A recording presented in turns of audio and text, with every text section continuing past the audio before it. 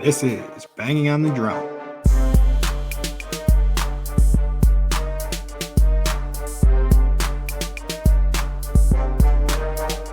It is another beautiful day in West Central Wisconsin, and we are going to start episode 132 with a bang. Cheers to you, Mike. We got our sun drops right off the bat, and we will explain this after the fact. Ready, set, go.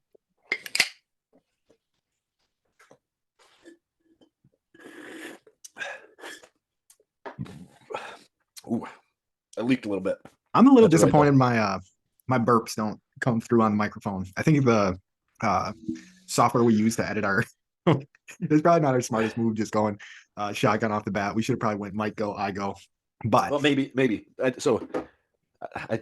somehow I spilled some all over my phone, so that'll be pleasant to deal with in the future. But that's a future Mike problem. Right now, that's a victory shotgun slam. Perfect. It didn't take us long though, so I think we're all right by the time we're starting to talk. I still got to sip in here. Oh geez, what the heck? You're the victor. I'll give you the win on the sun drop shotgun there. Like I said, so I don't know how or why, but yeah, I guess there's. We both finished it. Give me the win. But anyways, we shotgunned those. For some reason, it always makes me super hot and frazzles me a little bit. But one, because there's victory day. It was truly a beautiful weekend in West Central Wisconsin for the deer hunters and for the sports watchers. And you. I mean, you're both the deer hunter and a sports watcher. Well, I didn't watch sports because I was deer hunting. That's not true. I did watch the Badger game, but I didn't watch the Packer game today. But we had an awesome Badger game. We had an awesome Packer game. And then on top of it, our 6-pack and a pound brought to you by Taco John's Pick'em Challenge. We're in a little bit of a heap in that one. Mike is 3-3 on the week. Currently at negative 100 bing bongs, and I am 2-3 at negative 300. But I have the Broncos and the Eagles. Broncos tonight, Eagles tomorrow, and Mike has the Chiefs tomorrow. So if the Broncos lose, which it looks like they are right now, I mean, it's still a close game with plenty of game left, but whatever. We could tie, or I could win. So we just both decided to shotgun that sun drop to get that one out of the way. But are you ready? Actually, I want to hear some deer hunting stories, Mike. What's the best deer hunting story from the weekend? I don't have any real deer hunting stories. I did chase one. So today I was walking out. I walked out probably about 15 minutes after the Packer game, 3:30 or so. And I'm walking out, and my intention is to just kind of putz around on the farm or on the back place in order to kick up some deer and see if I can catch one. Right? I know how Pat likes to say catch deer, not shoot deer. So try to catch a deer. And then so I'm walking off the hill, and this deer kind of just tries to sneak back onto the hill behind me. Right? But he's only 30 yards away. So I see him go up there, and he's a big, pretty good sized buck. And so I turn and I'm like, oh, I'm going to follow him up this hill. Well, the hill is it's a substantial hill to be walking up and down, especially with all your shit. Right. And so it's not a mountain or anything, but it's a very large hill. Walked up there trying to find him. I seen him going up the hill. So I pulled up and I couldn't get a good shot on him at any point, which kind of pissed me off, but I'll go back out there. He'll be dead by the end of the week. There you go. Harvest one, feed the family for the week. Yeah. So made myself real tired and didn't really accomplish anything, but I pissed off the neighbor. I mean, if it was anything like it was at Lambeau for your hunting today, wasn't super cold. You couldn't have been freezing your nuts off too bad.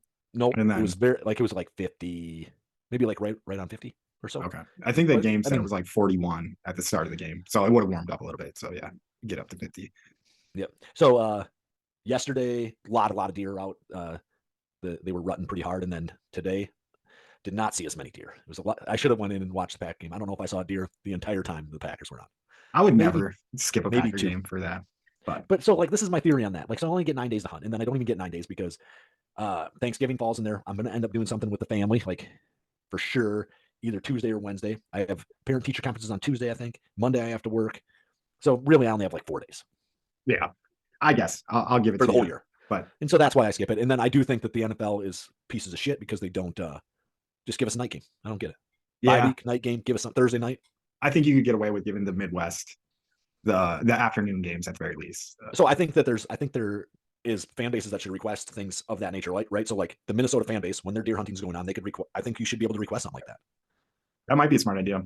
Keep the numbers up at the game and stuff. Maybe they do, but it did surprise me because I definitely seen some tweets. The Badger game. I mean, the Badger game did it for everybody. They played the late one, but the colleges have the option. They can play whenever they want. Yeah, right? And so because that's a home game, right? They can just say we're going to play at 6:30, and then people will be in the house and watching the game. Yeah, but both I was very impressed, and I don't know if the TV just sold it to me a little bit differently because I definitely seen some bad tweets of the stands in Madison or at Camp Randall not being filled up completely because whatever we're We're playing not good. shitty, yeah. Yep. But it seemed like it was rocking to me from watching on TV. I did have one buddy at the game too, and he said it was a pretty electric environment, surprisingly. And then Lambeau today, man, they were doing a good job of fucking with the Chargers. So Good yeah, job, fans. yeah, no, I was very impressed. I did want to even say something because I mean, these aren't easy games for fans to go to. I guess they're easy in the sense that they're probably cheaper than most times, but these ones that go to the games, like when it's kind of like a rough season, I feel like that they should get some sort of like promo to get like tickets to the next playoff game. When it would be hard to like If you did, finagle that, but like there was the real ones out there today going nuts in Lambeau, and yeah, it and that's the definitely gold package caused too, which has yeah, been a problem in the past. really, I did not realize that. So yeah, the gold package. That's what the internet was telling me. Okay, definitely showed up from my perspective. Obviously, I wasn't there or anything like that, but Yeah. they did get a big delay game penalty late in the game, I want to say. And yeah, they were good. But anyways, let's get into the drive by drive. And I'm going to try to do better, like I say every week, and I never do because there's always something I like in every drive. So we're going to start with the opening drive. Big kickoff return. Nixon looks like the man. I think that's my favorite player on this He team. is. I love Nixon. He tackles like a motherfucker. He's the best special teams player we have. And he was on Keenan Allen all the time in the slot. Like he even followed Nice. Keenan Allen if Keenan Allen was staying in the slot. I do think if Keenan Allen's on the outside, he gets either Valentine or Valentine, which I hate that that's a thing because I think I'm saying Valentine, yeah. killing it. But yeah, and I mean we'll get into it more. But the secondary sure stepped up, and that's without Alexander, Rudy Ford, and Savage. So three of our Stokes, two, damn. So yeah, all those guys are out. So and like when we came into the season, Rasul Douglas, right? So like, really, is that our 5 starters? yeah, I mean, we're starting two rookies, right? Valentine and Johnson. Johnson got away with murder in the end zone today. Nice job, Johnson. Absolute, just launching himself as hard as he could into a dude, like where everybody was just like, oh, well, we're gonna. That's gonna be a penalty and maybe an ejection. Yeah, but no, he was good. But anyways, back to the first drive here. Big kick return for him, but sure shit, the rookie inexperience or whatever inexperience. I don't know if it was a rookie that got the penalty or whatever. It was number 6, which I wasn't sure. I should remember what his name was because he pissed me off so bad because he didn't only get a holding. He then motherfucked the ref and then got like an even bigger penalty. So we end up starting the game from the 8-yard line. Let me give that guy a shout out. Penalty on Levette, D. Levette, unsportsmanlike conduct. And yeah, we started the game at the 8-yard line. And I don't know who that is. Cut him. I'm just kidding. No, yeah, I don't think it's quite that, but it did piss me off because I was like, who the fuck is this guy that gets a penalty on special teams and then just one-ups it? Like goes over there and gets even bigger penalty because the penalty was called like showing up a ref or something. And I was like, they didn't even really show what he did. So I don't know if he was just like, that's a bullshit call and whatever and whatnot. But the refs started the game rougher than we started this episode because they were like, they did not know where to put the ball after that penalty. It was like, they're going to start on the 5. Wait, no, they're going to start on the 15. Wait, no, they're going to start on the 8. But anyways, I was like, this isn't a good start already. But then we just come out and everybody's wide open. Like the receivers are looking good. The script or whatever, the 15-play script that they had looked amazing. And we were just throwing the ball all over the place. And it was to that point where we were like, you got to mix in a water when you're out drinking. You got to mix in a run when you're out don't have to, though. Yeah, but it helps. And then we mix in a run. Kind of does help. Kind of got shut down. And then, long story short, end up not getting this one. We lined up for like a tush push looking play where we ended up giving it on an end around to Jalen Reed. We were trying to get clever. I didn't hate the call, but I mean, we don't run the tush push that much, so I don't get how tricky they were planning on being. Like if the Eagles ran this play, I think they could get a touchdown off of it because they like everyone's low in the middle, and then they try to get like maybe AJ Brown on the outside, where we try to get Reed on the outside. It didn't work, and then we just tried a little pass to Musgrave, turnover on downs. So what seemed like a promising drive got shut down at like the 50, but then Chargers get held to a 4-and-out. Defense stepped up big. We have a 3-and-out. They end up getting a field goal, and then we have our drive with the. Okay, this is the big run. Jaden Reed on an end around, 32-yard touchdown run. Great play calling there. Awesome. But then our defense doesn't hold that lead that much. They end up just getting a big touchdown to Smart, I want to say. Herbert to Smart. Yeah, 51-yard touchdown. So defense looked a little soft there. We come out, have a decent drive. We're going to at least tie it up, it looks like. And then what was the sequence of events? I think it was a fumbled snap, something like that. Then a penalty. So we turn like a 40-yard field goal try into a 52-yard field goal try. And then Carlson misses the 52-yard field goal. But we were kind of talking a little bit off air. it is weird the way that Carlson hits the ball. Like he definitely doesn't do the like 3 steps back, 1 step to the side thing that we're accustomed to watching in our football days. Like it just seems like he's got like a short approach and then he like just has like a short kicking motion and like kind of toe punches the ball. So I don't know if that's kind of like a new thing that kickers are doing because they get more distance out of it, like kind of changing the game. I want to say like Yeah. almost like golf swings, like where they used to be like, you don't want to ever move your foot at some point. And then someone's like, well, you get way more torque if you do it this way. So I don't know if Yeah. that's a Well, thing, yeah. but whatever. He missed an extra point too. So like he's going to be getting looked at a little bit. I think, I mean, you said it already. Like, I don't want to speak for both of us, but we both think he's going to be a pretty good kicker. So let him get these ones Yeah. out of it. Yeah. And I don't, and I think he's on a good team to like have like a learning curve as well. I don't think the Packers will cut him over like something like this. He had a pretty rough preseason, and like nobody came in, and the Packers were like, "All right, we got to give this guy the job." And so I'm not really worried about Carlson getting cut for a few years anyway. Not that he can't, but like I think they're going to give him the opportunity to stick around as long as they can. Yeah. Yeah. And I mean, he did end up hitting field goal or a field goal in the game. Did he hit two? No, he hit another one. Yeah. Just hit a field goal. Because is what we'll get to. Is like, so we're down 10-7. Basically, last drive before half, we get the ball with 5 minutes and 50 seconds left. End up putting a pretty nice drive together, getting a field goal out of it, tied up before going into halftime. We kick it off to the Chargers. They end up getting a field goal.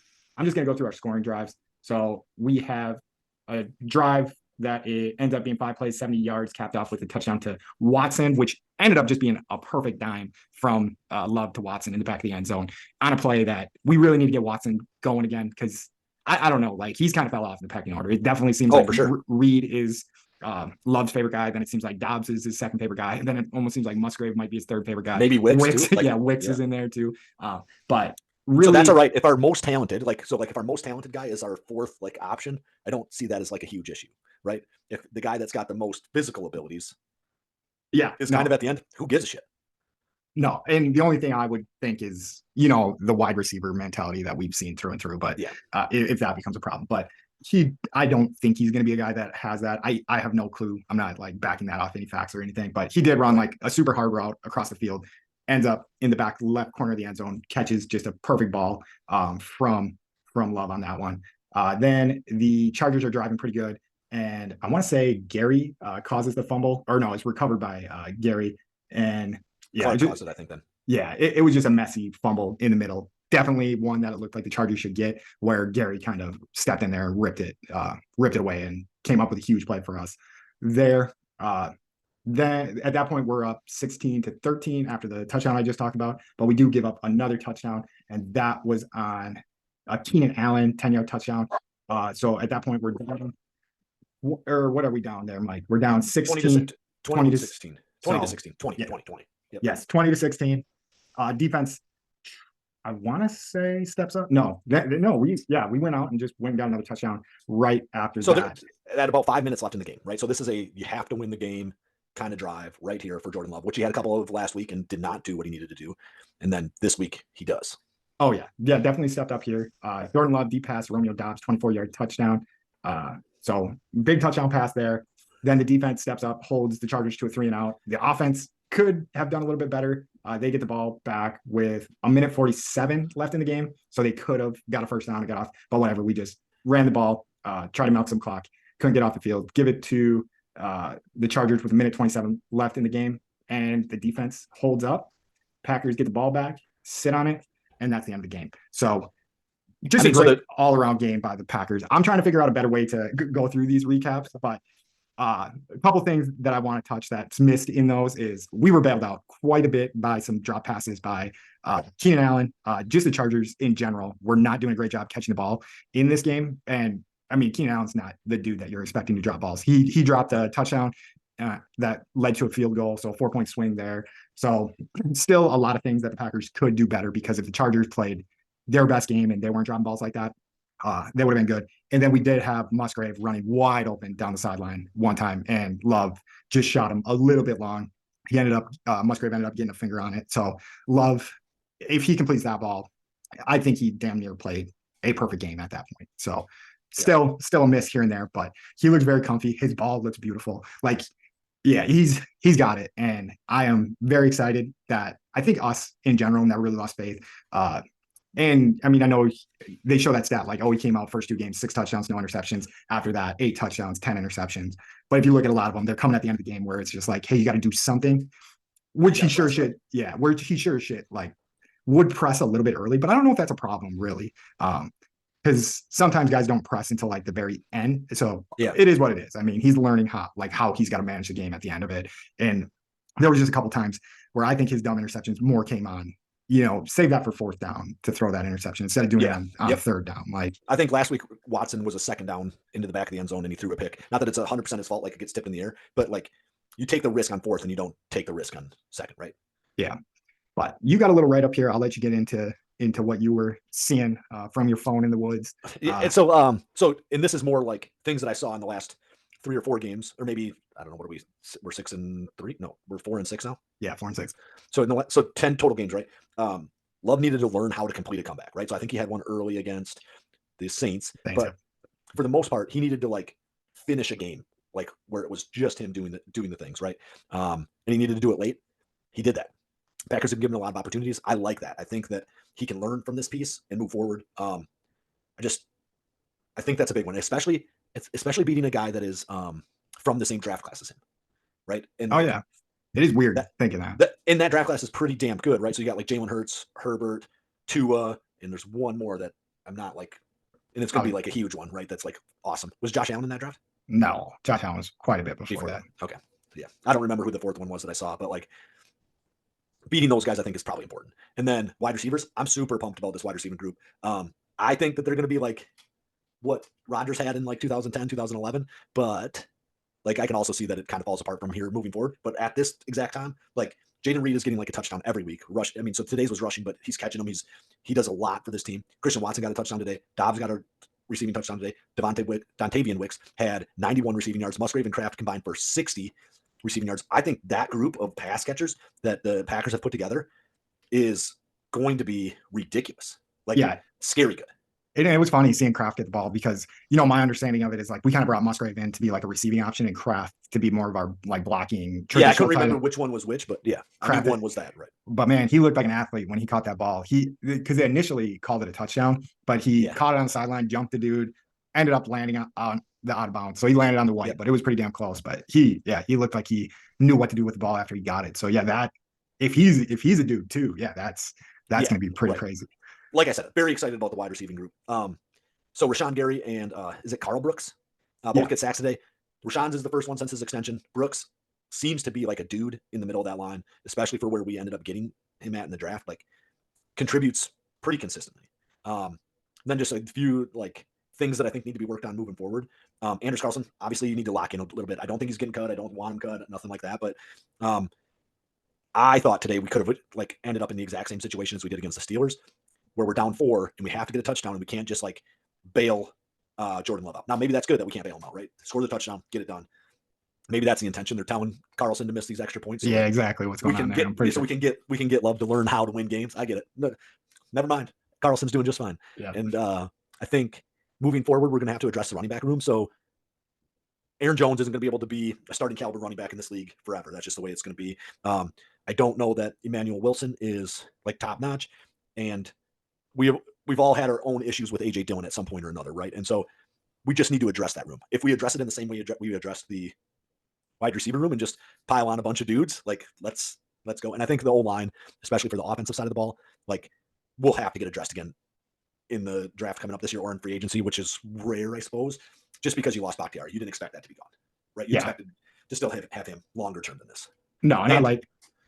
Oh, what'd you say? No, go ahead. No, I like your little breakdown because it jogged a lot of my brain. So things we didn't mention, because I mean, in drive by drive, it's not going to come up too clearly, but yeah, Wilson goes down in this game. Emmanuel Wilson and Aaron Jones goes down. I think that's what prompted we have to do something about the running back. Yeah, and AJ Dillon stepped the fuck up, man. He's getting cold. He gets better. Yeah, and like if you look at his numbers, 14 carries, 29 yards, doesn't look great, but it was the short yardage plays where we needed those runs, and he stepped up, did a good job. Like I said last week, it looks like he's a pretty good blocker as well. I didn't get to like see another great example of that this week, but when it turned out, he was going to be the only guy, he stepped up and played a damn good game for what he needed to do in this one. And I'm not saying we need to move on from AJ Dillon. I'm just saying the rest of that room needs to be complete. Yeah, no, and yeah, that's not what I'm accusing you of or anything. I'm just, kind of, we give him so much shit early in the season, so I kind of gotta like Yep. backload like when I see him do some good That. shit Yep. to I catch agree. up with that. I think that's all I had from jogging my memory with you. All So right. One more thing. Let's finish this 8-0, and then I got to piss. So we're gonna take a okay, little break. so we are gonna finish 8-0, but we are gonna take a little break brought to you by Sundrop. And that was our Sundrop break for you. But we are gonna It bring really Mike. was brought by Sundrop too. Yep. 99% sure. Shotgun in that one, just push Mike over the limit. And you've probably Yep. been chugging Sundrops out in the woods too. So I drank 11, including, no, I didn't drink because I got a couple in the bag yet. So I probably drank like 10 this Not a weekend. boy, not a boy. So going strong, keeping Sundrop in business. Yeah. They might be on a hot seat, but we'll get to that some other time. Ooh, Anyways, we're gonna interesting. go to the SWAT here. So strengths I got. Jordan Love looked amazing. Like I said, basically made every play that he needed to. One thing he could have done better is hit Musgrave on like a wide open thing, but he completed that comeback. And honestly, it was smooth. Like it didn't look as pressed and struggly as our touchdowns have looked this year. Like where it's just like we need a penalty, we need some help, we need some. But guys are just getting open, and Love is finding them and looking good. Defense looked pretty damn all right, I will say, for the most part. My new favorite player, I can't remember if I said it on the air or just said it to Mike beforehand, but is Keyshawn Nixon. Is We are without Alexander Ford, Savage. What's the other big one that I was missing? Stokes. Stokes. And, our cornerbacks kind of held up. Like I said earlier, the Chargers kind of helped us out, dropping some balls for us. But Keyshawn Nixon out there making tackles, covering up. Keenan Allen did get like one penalty, which from my little recollection seemed kind of bullshitty too. So I think I'll be banging the drum for Keyshawn Nixon for a long time to come here. Yep. And then I think our biggest strength is Matt LaFleur opening up that playbook and just getting really creative today and showing that he trusts Love in these young guys to go out there, do what they need to do, have some fun, and beat a team that consistently underperforms. But the Chargers aren't a bad team. Sure, they're 4-6 as well. I'm gonna get Mike on a Brandon Staley kick here, but You might. but yeah, I'm trying to stay off that. Mike, when Mike gets a hold of that bone, he doesn't let go. Yeah. So it's Pat. It's just that he's a clown. That's it. I'm gonna let it go at that. And I do think that their offense is incredibly talented and really puts up a lot of points. I don't know where they fall in like points per game, but their defense just doesn't hold up there into the bargain. I mean, we've seen teams like that all over the place. Packers have been that in the past. I want to say like the Cowboys have been that at times in probably the last like 15 years. Detroit's kind of looking like that right now. Oh, really? Okay. Yeah. Because Detroit gave up 38 points they gave up 38 points to Detroit last week. Yeah. So yeah, it does look like they can get bled a little bit. Gave up 36 to the Dolphins, but that happens. So yeah, maybe I'm getting a little ahead of my skis on how good I think this offense is going to be, but I really don't think so. I do think it's more of the young talent starting to find their way and figure things out. So then we're playing a bad defense. So we're 10 games into this, and I think that's when this is going to happen. When like everybody starts to kind of meld together, right? So that doesn't happen immediately for the most part. Take out the Texans, right? And we'll see if that melding lasts for them. Today, Stroud had a rougher game, right? 3 picks. Still did well from what I understand. However, like if defenses start to figure out like his play style and they get him, like that kind of stuff happens. We saw it with Purdy 3 games in a row, just had a rough go of it because it appeared somebody figured out his play style. Yeah, and I think he lost the best left tackle in the league. That one of the though, best right? receivers. Yeah. Yeah. I mean, so Jordan Love is playing without a top end left tackle right now. Bakhtiari, when he plays, is a top end left tackle. No, and I agree. And I do think Love is, I don't even want to start saying, I think Love's better than this guy. I think Love's better than this guy. I do think Brock Purdy's kind of falling into the quarterback where I think, I don't know why we're going off on a Purdy. We did play, or no. Yeah, we did play a Purdy this weekend in the Badgers did. But anyways, I think there's something transition. No. We're not even transitioning yet. But I do think there's something to be said about quarterbacks that can do great things with great talent. Like I feel like Kurt Warner is the all-time example of if you give Kurt Warner like a bunch of weapons, he's going to be the best quarterback ever. He loses those weapons, he's not going to be very good. Like where I think Brett Favre, Aaron Rodgers kind of knew how to make guys into those weapons, and whatever. Purdy's young still, so maybe he'll progress into that. Good, right? I get what you're saying. So I guess my examples would be like, where do you put like a Joe Montana? See, which side does he fall on? Yeah, and I mean that's a little bit before my time. I think. Okay, so what about Tom Brady? Is Tom Brady he was inevitable, or like Tom Brady's like the perfect example of like both things. Like he was in the right place at the right time, and then he learned he got to learn how to win with guys who knew how to win. And then when the new crop came in, he was the guy that taught everybody else how to win. So he was in the Okay. perfect situation. I think Yep. another good example is Matt Ryan. Is if Matt Ryan has weapons around him, Matt Ryan was like an absolute stud. But if Yeah. Matt Ryan's weapons went down, like he wasn't the guy like that was making shit happen with lesser guys. But whatever, I'll get off that kick real quick. So we'll get here to weaknesses. Special teams, kicking game seems like somewhat of a weakness. You know, we've missed an extra point back-to-back weeks. I don't know where it's falling in it. We missed that 53-yard field goal. He didn't even really give it a look. Like it was just wide right off of his foot. So that wasn't pretty. So maybe there's something with the snapping, the holding, the thing. But anyways, our kicking unit isn't great. So I wouldn't say that's our whole special teams because I do think my boy Keyshawn Nixon in the return game, they're great. Because yeah, they had 2 kick returns he had 2 kick returns for 60 yards today. I think I'm onto it. I don't know if I was the first one onto it, but they definitely put Reed back when it's going to be a punt that's going to try to be pinned within the 20. Nice. And yeah, when they think they're going to have a good chance to return it, they put Nixon back to be dangerous and catch that one. He did fumble one, but whatever. He fumbled it out of bounds, so he was good to go. No harm, no foul there. And then another weakness, the other weakness that I'm going to point out, we still shoot ourselves in the foot. So that kick that Carlson ended up missing should have been a 40-yard field goal. We turned it into a 52-yard field goal by fumbling a snap, and then I think it was a false start, and I think it was a dumb false start. Like I don't even because Watson had a false start where they were like, watch him on this one, and then he's just like standing still. They're like, did you see that? He's like, he false started. And you're like, what? That was a false start, but I think he did have like a little like he looked like he was gonna run. Which is, I don't know. Did you play any high school football? Oh, dude, like any at all? I would jump off sides no matter what. Like they couldn't have a hard count with me on the field. Yeah. Like if I was on offense, but so I didn't play that much. What I'm getting. Yeah. That's not even what I'm getting at. So, like the amount of time they spent making sure no offensive lineman moved at all in our setup, like you couldn't do anything. Once your hand was on the ground, like you couldn't move your head, you couldn't move like your hands, nothing. Like you get set. And then I watch the NFL today and they're all fucking moving the whole fucking time. It drives me crazy. And I'm like, I don't know what the actual rule is, right? Because like when I was in high school, it was like if you like anything happens, then it's false start. But like, the center's moving his head up and down. Like if I was a defensive tackle, I'd just hit him. Be like, oh, sorry, he's moving. Like, what do you want me to fucking do? Yeah, I think I don't know either because that's one of those things. Yeah, I do remember that. Yeah, at a young age, being like very scared about that. I also remember in soccer, like I don't know if you played when you were a real little kid, but when you did throw-ins, they were like you need to have 2 feet planted on the ground and throw it over your head, and they're like very strict. And then you like watch like a soccer game. Hopefully you don't, but if you do, they just like walk out of bounds and just like throw the ball in. Like it's like very casual how they do it. But I wonder. Yeah, but it's always a 2-handed throw, and their feet are always on the ground. I think with the kids, they just overemphasize that. Yeah, because I do think the 2 feet on the ground is an actual rule. Yeah, I don't think it has to be like directly overhead. I'm not positive on that though.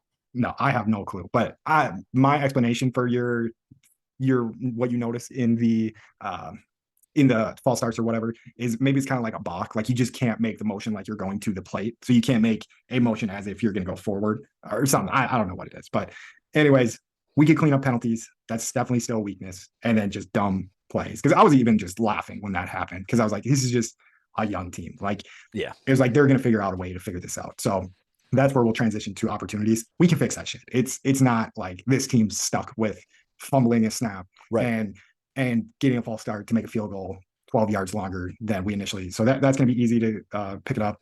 Another opportunity, same vein. Carlson's probably a good kicker. We looked it up before the show because I was kind of worried about his kicking motion, but Mike brought out a good point that the dude's 6'5". He's a giant, right?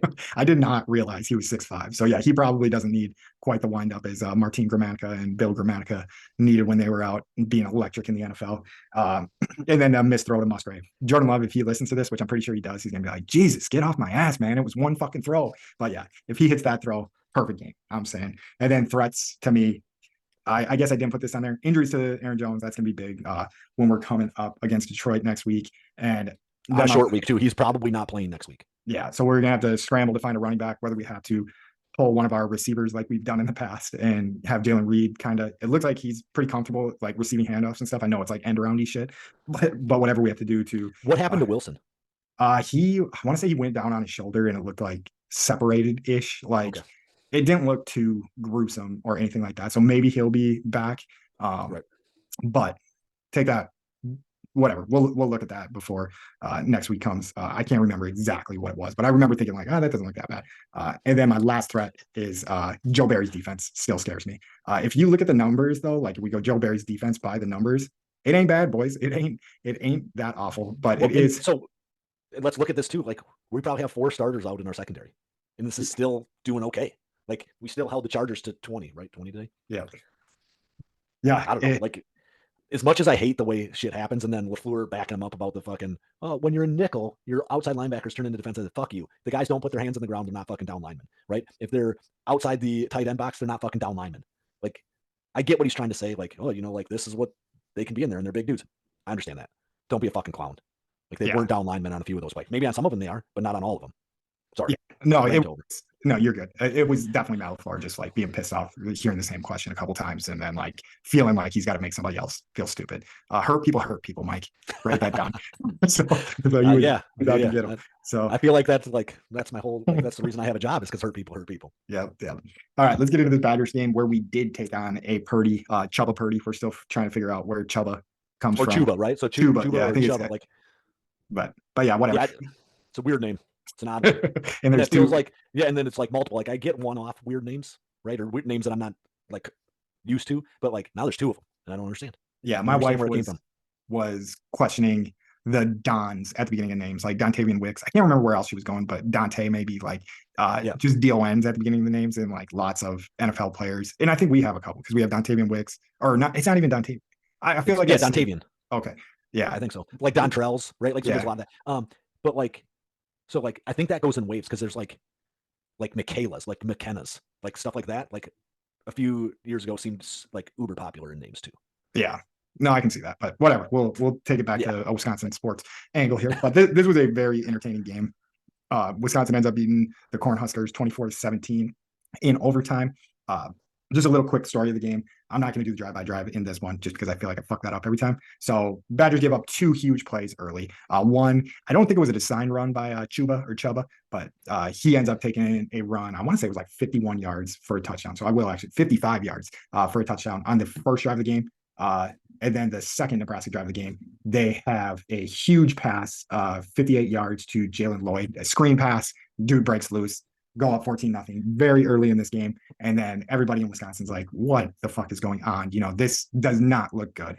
But after that, Wisconsin settles in. We're notorious slow starters, but they did get it going a little bit sooner than they normally. They've been waiting until the second half to get it going. This game, they end up getting it going towards the end of the mid second quarter. And the second quarter. So they're down 14-0. Wisconsin has a nice drive capped off by just a beautiful pass to Jonathan Aker. It was like threaded kind of, I don't know how to say, but like it was just like super nice because there's a corner like right in front and it was just like behind the corner. There's something about that pass that I very much enjoyed. But yeah, he gets that pass in there. And then for Wisconsin's last drive of the first half, they end up getting a field goal out of it to go into the second half down 10-14.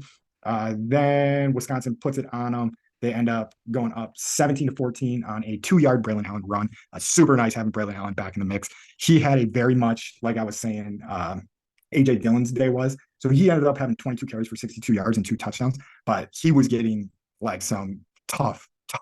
All the yards you need, right? Yeah. Nothing extra, but everything that you need. And I think that's still lingering like from some hurtness because we were talking about shit. He didn't end up getting any runs in this Last game. week he had 3 runs. Or 3 carries for like 3 yards or something. I'm trying to think of our third string guy that we were kind of giving shit that he runs. Zalatoris? Not Zalatoris. That's a golfer. I don't know. But yeah, like that. It's a big name. Zubikowski? Yeah, it's like Morticelli. We'll call him Morticelli just because I like to say that. But where we were like, Braylon Allen sometimes turns those runs into like some big runs. Still wasn't quite there with it. His long was a 17-yard run, so I guess he did break out, have like a decent run. But it was more the short yardage when we needed it. Overtime touchdown as well, but 2-yard touchdown in the third quarter to put us up 17-14. And yeah, that ends up lasting for most of the game until the very last drive for Nebraska. We end up giving up some big plays, give them a 9-play, 68-yard drive. I can't remember what it was, but I want to say it was a big pass in there. They end up only having to hit a 30-yard field goal to win to tie the game. But then overtime comes, we lose the coin toss. But we just pound the rock right down these guys' throat. We did have, I want to say, a 4th and 1 in there. It was an 8-play, 25-yard drive where we needed Braylon Allen to get the 4th and 1, got to the goal line. We needed him to get the 1-yard run to punch that in. He does it. We go up 24-17. Defense holds Nebraska to -6 yards, 4 and out. win the game. That crowd goes nuts. Wisconsin makes a bowl game. Do you remember how many consecutive they said? It's like 26 or some shit like that. I thought it was 22, but I'm not positive. And the running back's name is Yakimelli. Yakimelli. I was close with Morticelli. Uh, Yeah. so, but I'm gonna look up the Wisconsin bowl streak thing, or should we just say football bowl games bowl streak? All right, we're gonna see it. 22 straight. So you were right. Didn't even have to look it up. So Boom. dead Right air on for the nose. dead air for nothing. So Yep. I don't know, Mike. You got any thoughts on this game? I kind of hogged it all, and I know you got No, to see so some of it. I thought we could like. I get frustrated with the air raid. Like we're projected as this air raid offense, and then we throw the ball for 3 yards every time we throw the ball. But outside of that, I feel like when we needed things to happen, guys made plays. Hunter Waller was playing very, very physical until he ended up getting hurt. They took his helmet from him in the end, and he couldn't finish the game. But really was trying to set the tone on the defense once they settled in a little bit. I'd like to see them settle in a little bit more. However, I'll take wins as we can get them. And next week, I'd like to get the axe back. Yeah, and I think there's a good shot we get the axe back. I do think that this win is going to build some momentum to that. So I will get into just the strengths, weaknesses, and stuff like that real quick. So, and this might jog some stuff for you, but you are 100% right. That defense looked nasty. Like I was texting my buddies, I was like, this defense just looks mean. Like they're pissed off. They really want to win this game. They really want to continue this streak. So first strength I have, Tanner Mordecai looked awesome. So I was kind of in the camp that we should just stick with Locke, just because there's not much more to play for. I still am not like, okay, I think this is cool that we're playing Mordecai, but it's definitely a testament to the dude. And they were talking a little bit about it on the air, like where he's just a real good dude, shows up for work every day. That I think, wow, I am blanking. Fickle, has that respect for him. And it's like, hey, I brought you here to kind of showcase your skill to see if you can make the next level. So whatever, I'll let him do that. I'm not gonna die on that hill. He had a hell of a game. He was 18 for 28, 160 yards, touchdown. Seemed like he was finding Pauling on every third and short that he needed to find him on. Fourth downs, on the other hand, we were not looking too good in those fourth downs because I remember in overtime, they're like 0 for 4 on fourth downs today, but Braylon Allen ends up getting that one. But Mordecai was taking off and running when he needed to. And like I said, that pass to Jonathan Aker for like the 35-yard touchdown when he's like leaking out of the backfield just looked good. There was something special about that ball that I was very, very like, damn, maybe he's got something. Then next strength, we ran the ball effectively for short yardage situations. Like I said, the fourth one in overtime came up big. Braylon Allen punches it in for 2 short yardage touchdowns in this game. Nice to have Braylon Allen back, where it didn't feel like the last couple games where we didn't have him, that we were capable of having that. Third strength, defense was mean. We kind of talked about that when Mike was talking, but they give up 2, I don't know if I want to call them fluky touchdowns, but 2 big touchdowns, miscommunication, whatever it may be, but it wasn't like we were getting marched on. Like it was like 2 big mess ups and then the defense settled in, and we're not giving them shit until that last drive of the game where they let them kind of walk it down and kick a field goal. And last strength I have is just the will to win in this team was still there, which it was starting to sound like rumblings of like, hey, this team doesn't really give a shit about this season anymore. So whatever was said this week in whatever, they came out and played with some pride. And maybe that was, Mordecai's like, I'm back. We're gonna come out and do this thing. We need to continue this bowl streak. Whatever it was nice to see, because I never thought I would feel so good about a Wisconsin team going from 5 wins to 6 wins. Well, they've already had 5 losses in a season, but it did feel good, look good. Like I said, it looked like they got the crowd back into it, and it was just nice to see. Wisconsin football was rocking this weekend. That's why we're shotgun and sun drops for it. You had any strengths you want to add to the little strengths list? No, I think you covered them pretty well. The defense being super like stingy didn't happen until after those first 2 drives, and then like they got settled in and they did it right. Yeah, and then we'll roll into weakness. Slow starting. Like Mike said, we gave up those 2 big touchdowns early. We didn't really even give it a good look at the offense or give it a good look at scoring points until our third drive, which was in the second half. In the second quarter. So yeah, we're still starting slow. Defense, offense, everything's starting slow. And I mean, you can kind of we didn't get away with it in Northwestern, but in the Big Ten West, you can kind of get away with it. And it doesn't look like we're going to be playing anybody too great in the like papajohns.com application order online awareness bowl that we're going to be going to later this year.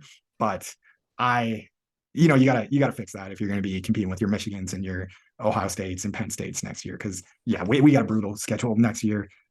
So we got to start getting this offense firing early, and the defense needs to settle in a bit quicker. I want to say on top of like playing a rough Big Ten schedule, we also have Alabama. Oh yeah. No, it's a gauntlet next year, and that you can't spot any of these teams 2 touchdowns and then expect to beat them next season. So we need to get that. My last weakness is, so Nebraska did clutch up on that last drive to go down and get the field goal, but we were holding them all game long. And then when they needed it, we just kind of let them walk that last drive down and get a pretty easy field goal to tie the game. Because once we went up 17-14, like the way the defense was playing, I was like, oh, this game's over. Might as well be, Yeah. Right. 21-7. Like that's what it felt like. But they did let them tie it up. Whatever. Clutch up, won it in overtime. All good. No harm, no foul there. Opportunities. We kept the bowl streak alive. So maybe recruiting purposes, that's a good opportunity. It's like, hey, we're the longest competing teams. We haven't had a losing record in a long time.